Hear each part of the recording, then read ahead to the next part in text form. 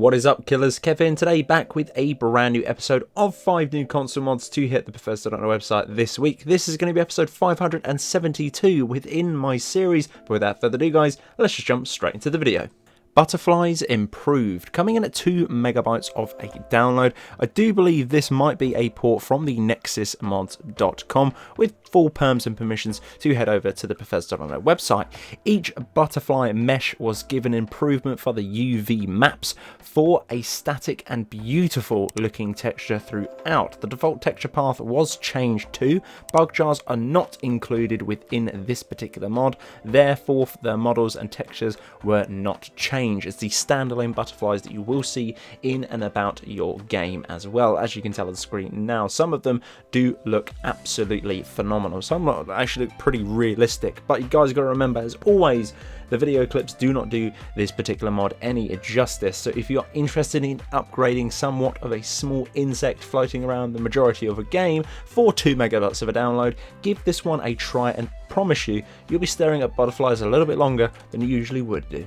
SAO Sword Skill Starburst Stream, and this one is going to be the fixed version. I do believe they had a sort of a normal version which was really clunky and didn't work whatsoever, and obviously this is going to be the final version, which is going to be the fixed one, coming in at 794.8 kilobytes of a download. Adds the skill Starburst Stream from Sword Art Online, modified and implemented via the animations to do with other set mods and implemented within Skyrim. The animations now are working in fully intended as they were supposed to, and as you can tell on the screen now, they are pretty damn awesome.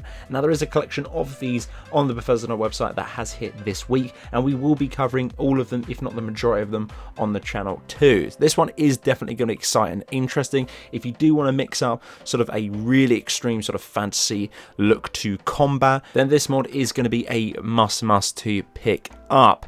For this one, all you need to do is pretty much install it, plug and play, jump into the game, go to your spells, and this will be located pretty much in the set alphabetical order that this one is listed within that category. Fair Draugr Shouts. This one is coming at 391B of a download.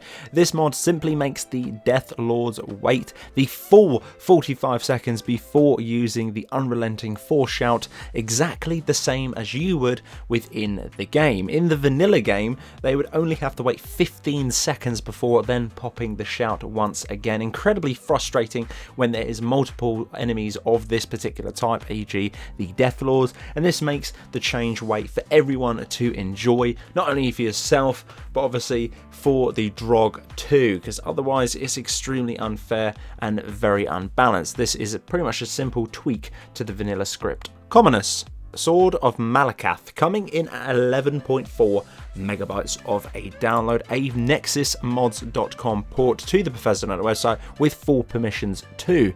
This mod is really nice indeed. There's a collection of these swords out there already, but we will be looking at them one at a time. This mod adds 2 brand new swords into the game. They're going to be inspired in from the Malacath and will be incorporated into the world of Skyrim, namely a classic sword which is going to be a one-handed version, and obviously there's going to be a two-handed variant of this particular blade as well, located within the ebony category to do with the forge, and they can both be upgraded. Models, meshes and textures are going to be absolutely on point. I think they look very nice indeed. No particular set load order for this one, as it literally was going to be a plug and play mod. Instantly just installed it, jumped straight back into the game, and it worked absolutely crispy and fine. No issues, no bugs, no crashes, no nothing. It just worked absolutely flawlessly. Races of Tamriel Armory. This one is going to be the Nord edition, and this one is coming in at 108.3 megabytes of a download, a port from the nexusmods.com to head over to the Bethesda website for all of us to enjoy. Now, there is not too much of a description on the Bethesda website to do with this particular sort of mod itself, but I'm going to give you a quick rundown of what it is. It adds craftable armors in the style of the Nord, with several different types of the former non-Nord armor sets with unique models, meshes and textures. They are pretty much going to be orientated around a Nordic theme to do with all of the other ones, and they're pretty much going to be in almost every single category to do with the Vanilla Forge 2. Personally, some of these are going to look absolutely phenomenal. Some of them are going to look a little bit washed out, a little bit boring. Personally, my favourite is going to be the Black Nordic Nordwear. A little bit of a mouthful, but just honestly, it definitely does look on point, and just collectively, including with the helmet, you probably can tell on the screen now, it looks absolutely stunning. Not a massive fan of the light armors that do come with this particular bundle, so my personal preference, if you are going to get this one, make sure you are using heavy armors for your character. So guys, that's the end of this particular video. Hopefully guys did enjoy. If you did, I would very much appreciate a like on the video. It does help me out an awful lot. If you're new around here too, why not consider clicking that little subscribe button. It's completely free, and right next to it as well, if you want to go above and beyond, there is going to be a little bell icon. If you click that, you should get a notification some way, shape or form, says YouTube. Not too sure if that's fixed by now, but oh well, click it anyway. But guys, until the next one, this has been Killerkev here, and Killerkev out.